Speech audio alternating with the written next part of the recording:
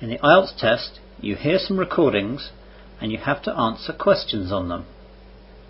You have time to read the instructions and questions and check your work. All recordings are played only once. Now turn to Section 1. Section 1. You will hear a conversation between a travel agent and a customer discussing a holiday. First, you have some time to look at questions 1 to 5.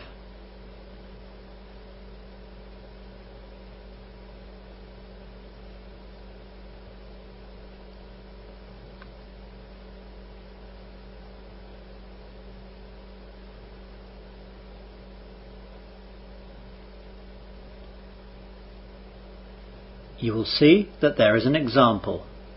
This time only, the conversation relating to this will be played first. Good morning, sir. Can I help you? Yes, I'm thinking of going away on holiday, but I'm not sure where to go. Well, sir, we have a range of destinations that we offer. Are you going alone, sir, or with a friend? With my family, actually. So how many people is that, sir? My wife and I, and my young son and daughter. So 4.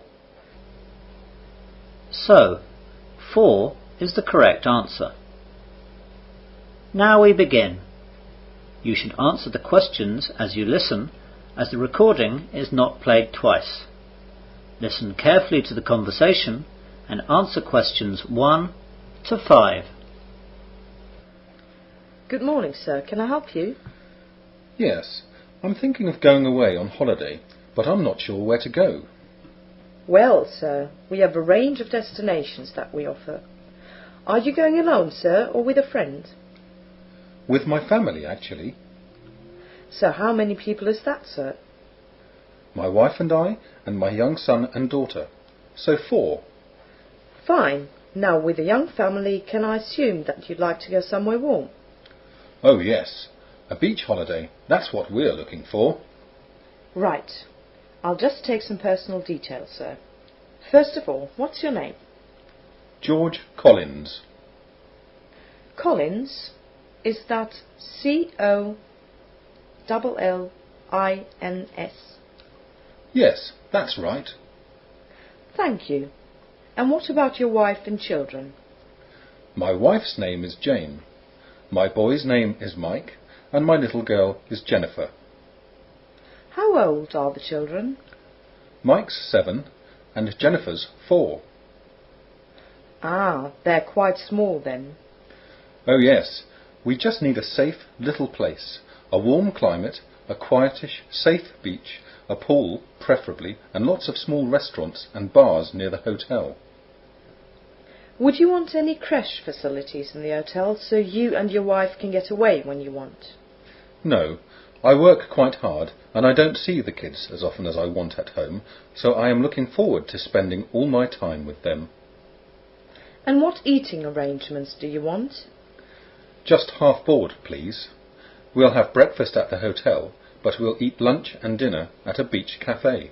We'd want about 4-star quality for the hotel, by the way. Right. And what time in the summer are you thinking of taking the holiday? I finish work on Friday night, on July the 8th, and I'm off for 2 weeks, so I'll need to be back at work on Monday the 25th. I'll need to finish the holiday then on the 24th. And how long would you want to spend travelling? Oh, as little as possible, of course, with the little ones. Not more than a couple of hours in the car to get to an airport, and then not more than 4 hours on a plane. That's fine. You can get to all the nice resorts on the Mediterranean easily in less than 4 hours. Right then, let's show you some brochures. Before the conversation continues, you have some time to look at questions 6 to 10.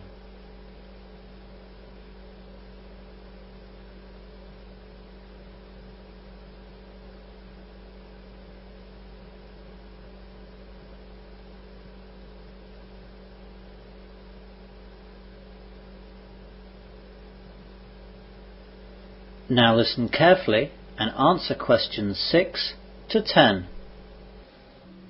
As I said, sir, most Mediterranean destinations are easily within your preferred flight time. You can choose really between Spain, France, Italy, the old Yugoslavia, Greece or Turkey, as well as the Mediterranean islands. Wow, what a great choice! What are the different costs involved? With you wanting a 4-star hotel and pool, some countries will be definitely cheaper than others. Price-wise, Italy and France will be at the top end. Spain, Greece and Turkey will be at the low end. Greece and Turkey sound great, actually. I've always wanted to go there, and I've seen some beautiful photos. I think that Greece would suit you better as the flight to Turkey is actually quite long. You're getting towards 5 hours there. OK, well, Greece is fine. Of course, with Greece you have the choice between the islands and the mainland. It's the islands that are famous, of course, but you'll have to get there by boat or take a short connecting flight. Some of the bigger islands are served directly, though, from UK airports. Well, one of the larger islands sounds best then. What about Cyprus? I've heard that a lot of British people go there. Yes, it's very popular. The trouble for you with Cyprus, though, is that it's down in the eastern Mediterranean, near Turkey, and the flight is quite long to get there. I was thinking more of Rhodes and Crete. Let's have a look at those two then. Here are some brochures. This is the Hotel Tropicana and this is the Palm Hotel. Both of them are on Crete. In Rhodes we have the Ocean Hotel and Hotel Spiros. Can you tell me a bit about them? Of course. The Hotel Tropicana is about 1 mile from the beach, and it's a safe walk along a path through some fields to get there. They have a nice pool, which you can see in the photo. There are only a few beach bars and restaurants, though.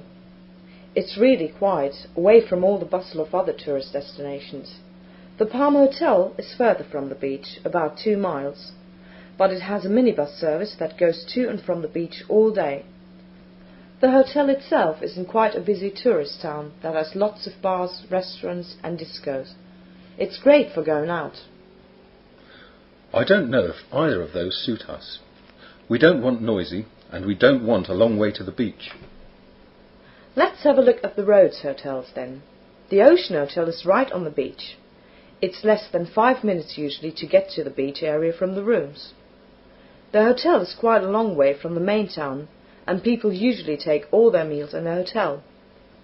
The hotel is 4-star though, and we know the food is quite good, as we've been told so by previous holiday makers.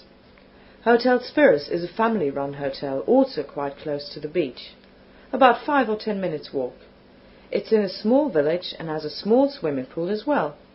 There are a few restaurants scattered around the village, but again, it's not a big tourist village, so there's not much to do. To be honest, both of those sound fine. We don't want a nightlife, as we won't be able to leave the kids. Something close to the beach, somewhere to eat and sit in the evening is all we need. I've made some notes. Let me take the brochure with the details of these 2 hotels, and I'll take them back and show my wife and see what she thinks. They both seem just what we want, though. OK, sir. Come in again when you've decided, or if you want to see some other places. I will. Thanks very much then. Goodbye. Goodbye. That is the end of section 1. You will now have half a minute to check your answers.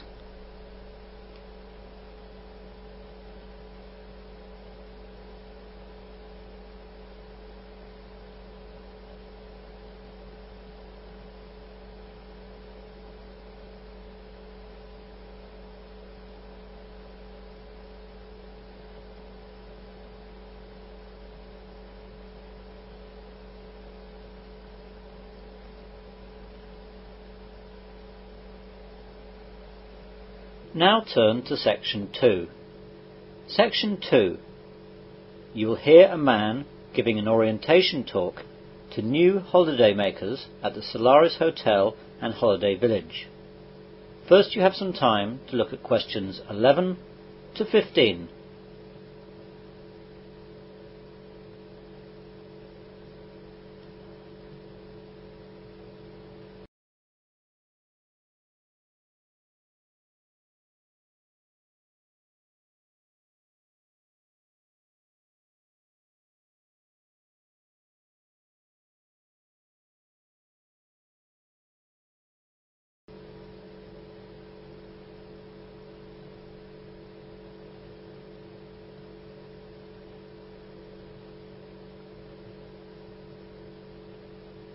Now listen carefully to the orientation talk and answer questions 11 to 15.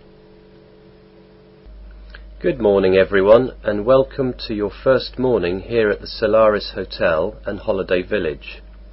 This little orientation talk this morning will just give you an idea of what to find and expect around the grounds.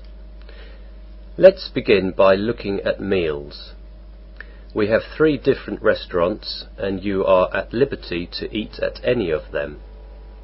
They are the Harvest Restaurant, the Dean Restaurant and the Mekong Restaurant. Let's begin with breakfast. Breakfast is only served in the Harvest Restaurant. The other 2 restaurants are only open for lunch and dinner. Breakfast is served between 6:30 a.m. and 9:30 a.m. 7 days a week. There are English, American and continental style breakfasts on offer. For lunch and dinner, all the restaurants have the same opening hours to make things easier for you.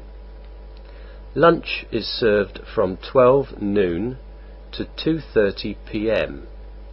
and dinner is served from 7 p.m. to 10:30 p.m. The menus are the same for lunch and dinner, though look at the blackboards displayed in the restaurants for any specials that they are serving for any particular meal.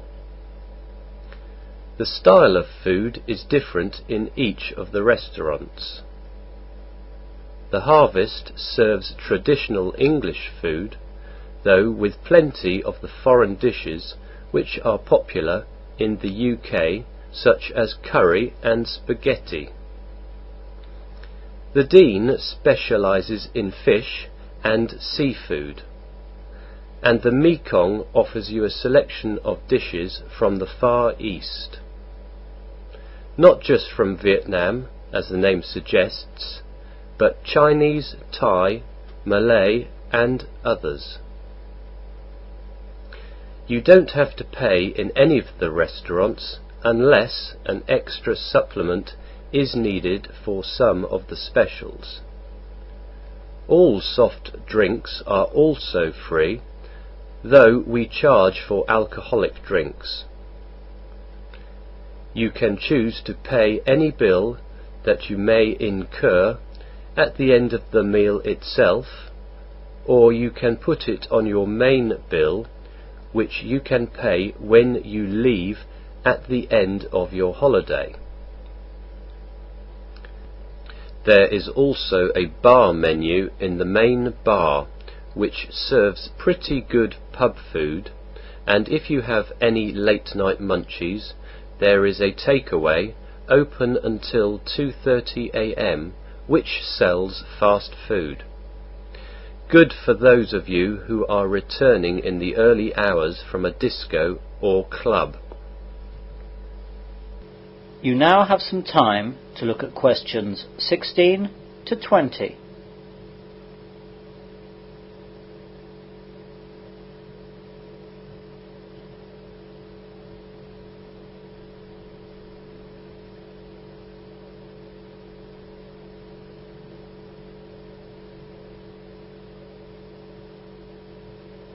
Now listen to the rest of the orientation talk and answer questions 16 to 20.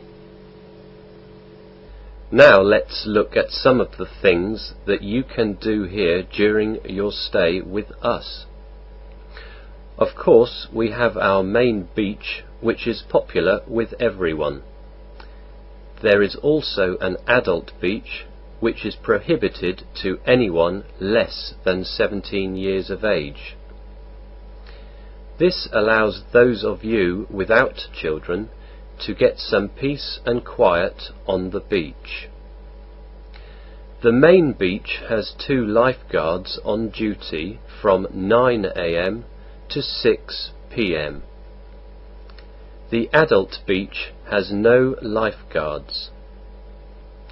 If you don't like sand and salt, we have a decked area in front of the Harvest Restaurant with our 25-metre swimming pool. You can lie here on a sun lounger and swim in the pool with no sand to bother you. There are steps from the pool area to the beach, so you can go between the two, but if you're coming up from the beach, please walk through the foot pool so that the sand gets washed off and doesn't lie around the pool area. There are also fresh water showers available on the beach and in the pool area. As for sports, we have 8 tennis courts and 3 squash courts, which can be booked at any time. There is a fully equipped gym with staff on duty to help you. No one under 18 years of age may use the gym though. We also have 6 full-sized snooker tables and 5 pool tables in the games room adjoining the bar. There is no charge for use of any of these facilities, though there is a small charge if you need to hire any sports gear. Again, you can pay immediately or put the charges on your main bill. There are also water skiing and jet skis available, but there are charges for these. Go to the water sports office for details. All the water sports, such as snorkeling, inflatables and pedalos, are free. Ask for all details again at the water sports office. There is a library in the hotel which supplies books, magazines and newspapers. It has certain terms and conditions of use which you would be able to find on the notice board in the library. We also have 2 cinemas which show 3 different films every day. The showings are in the afternoons at 2 p.m, the early evening at 5:30 p.m, and at night at 8:30 p.m. The afternoon and early evening showings always have a film for kids. Children under the age of 16 are not permitted to attend the 8:30 presentations. Well, that's all for now. Are there any questions? That is the end of section 2. You will now have half a minute to check your answers.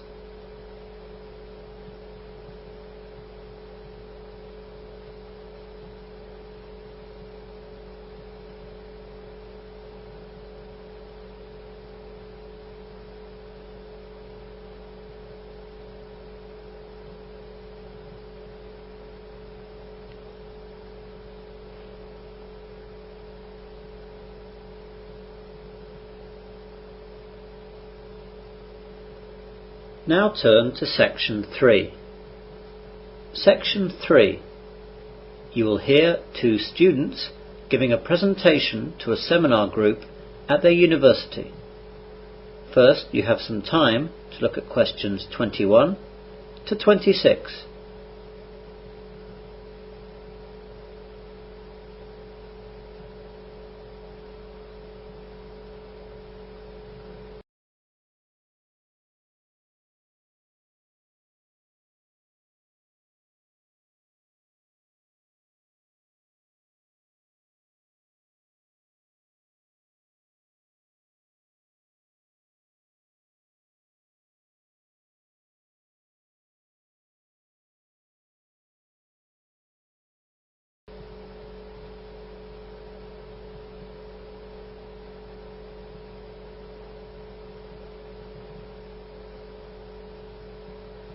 Now listen carefully and answer questions 21 to 26. Good morning all.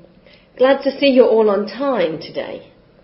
This morning we're going to hear Jamie and Rebecca give their presentation on some aspect of demographics. They've talked to me about it a bit while researching it, but I don't want to give the game away, so I'll hand straight over to them.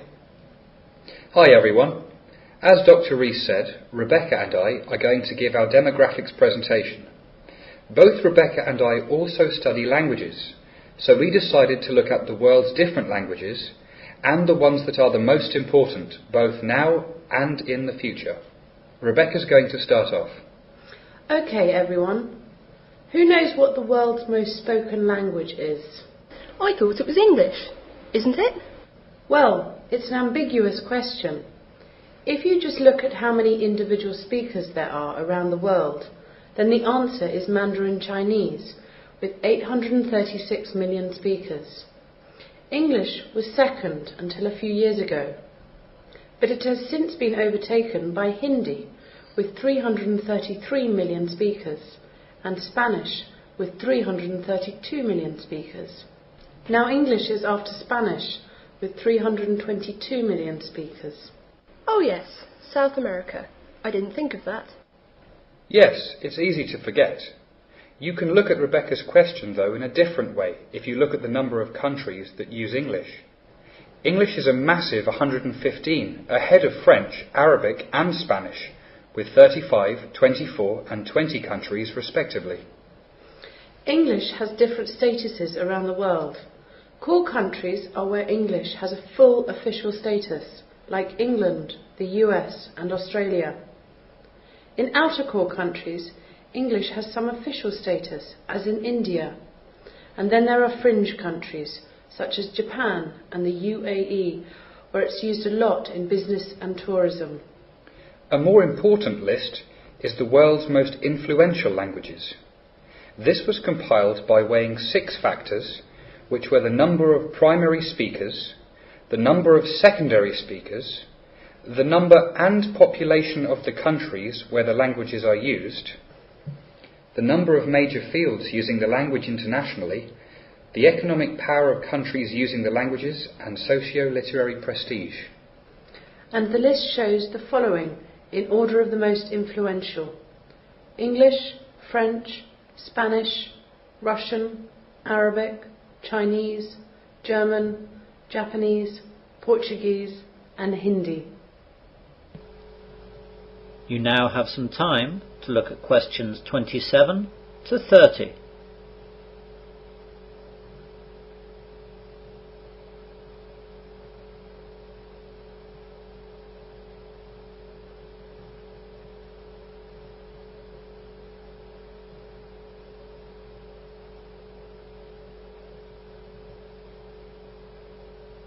Now listen to the rest of the presentation and answer questions 27 to 30. How up to date are these figures? Fairly. They came out just last year. But the picture is changing very rapidly in terms of influential languages.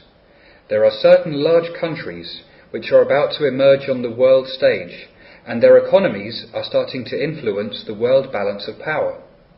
The largest countries that for various reasons are beginning to shift world economic power are China, Russia, India and Brazil.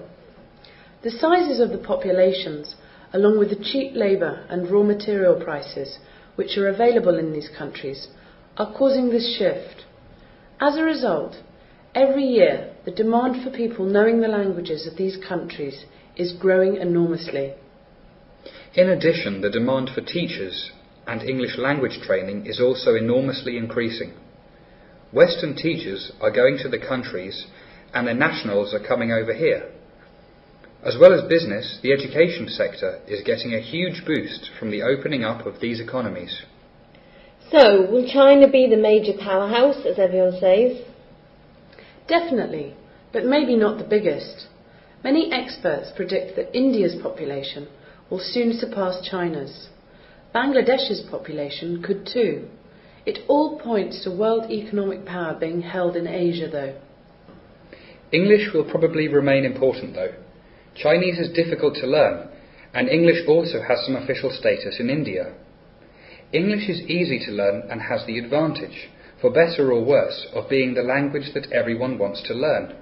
That won't change in a hurry. How many people learn English then?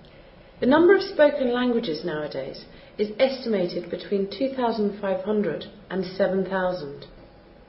Out of all these languages, the numbers of those actually studied by non-native speakers is tiny. There are no official records of numbers studying English worldwide, but today you can safely say that there are not many countries with a structured program of education where English is not taught. It will take a long time for this habit to be broken.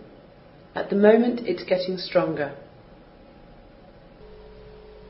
That is the end of section 3. You will now have half a minute to check your answers.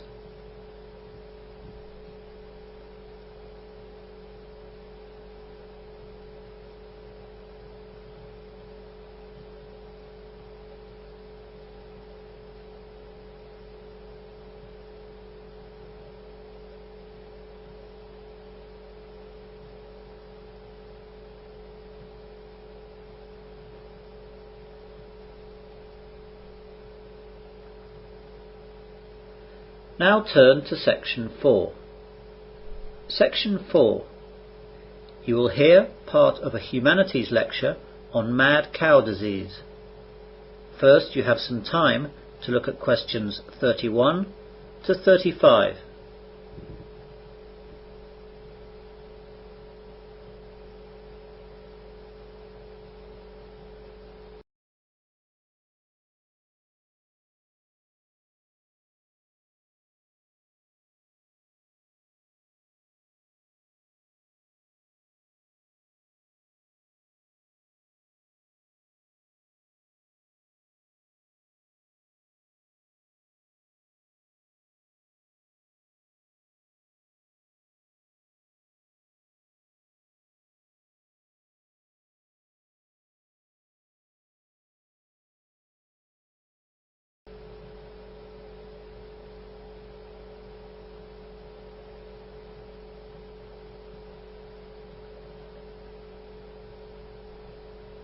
Now listen carefully and answer questions 31 to 35.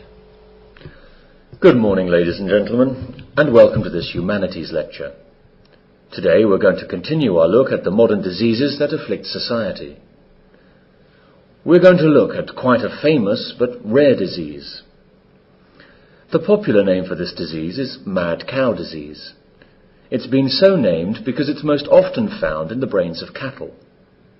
It attacks the nervous functions of the brain and leads to unusual behavior by the cattle. Thus, we familiarly say that the cow is therefore mad, and hence, mad cow disease. Mad cow disease is the commonly used name, but its medical title is bovine spongiform encephalopathy, or BSE. It's a slowly progressive, degenerative, fatal disease affecting the nervous system of adult cattle. The exact form of BSE is not known, but it's generally accepted by the scientific community that the likely cause is an infectious form of a type of protein known as a prion. This protein develops abnormalities and apparently seems to encourage other proteins to become similarly misshapen, affecting their ability to function. In cattle with BSE, these abnormal prions initially occur in the small intestines, tonsils, and central nervous tissues. There is a similar disease to BSE called Creutzfeldt-Jakob disease, or CJD, that's found in people. A variant form of CJD is believed to be caused by eating contaminated beef products from BSE-affected cattle. The abnormal prions in infected cattle products are consumed by humans as they are resistant to common food disinfection treatments such as heat. The disorder is rare, occurring in about 1 out of 1 million people. To date, there have been 155 confirmed and probable cases of CJD worldwide, among the hundreds and thousands of people that may have consumed BSE-contaminated beef products.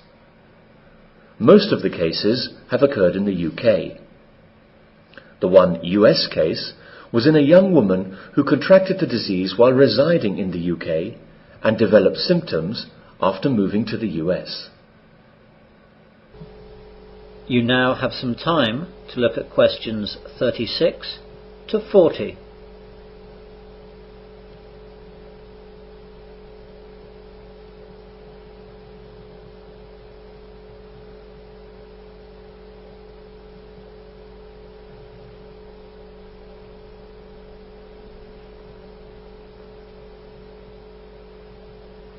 Now listen to the rest of the lecture and answer questions 36 to 40.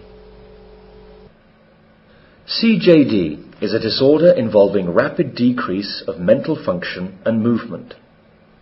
As with BSE in cattle, these abnormalities are believed to be caused by damage done to the brain by prions, though it has been proved that in rare cases it can be genetically inherited.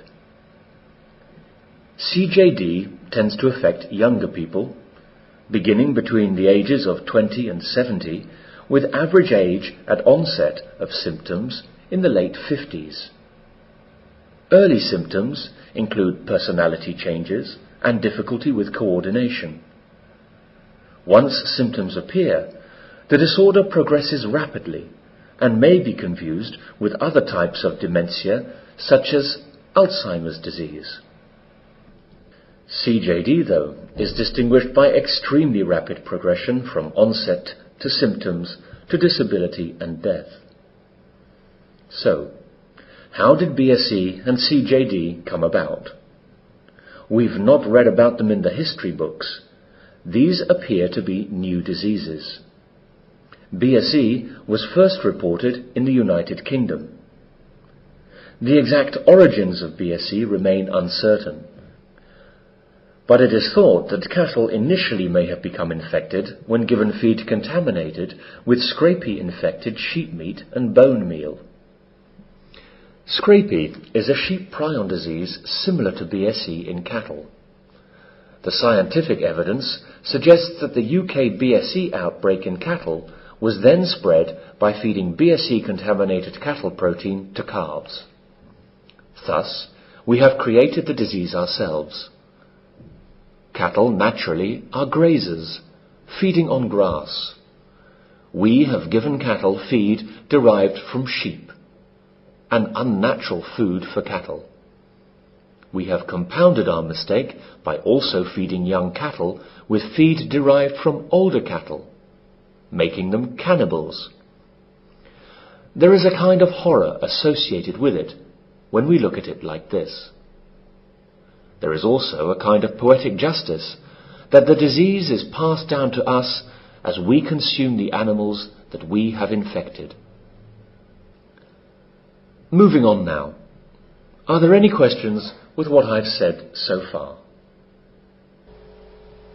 That is the end of section 4. You will now have half a minute to check your answers.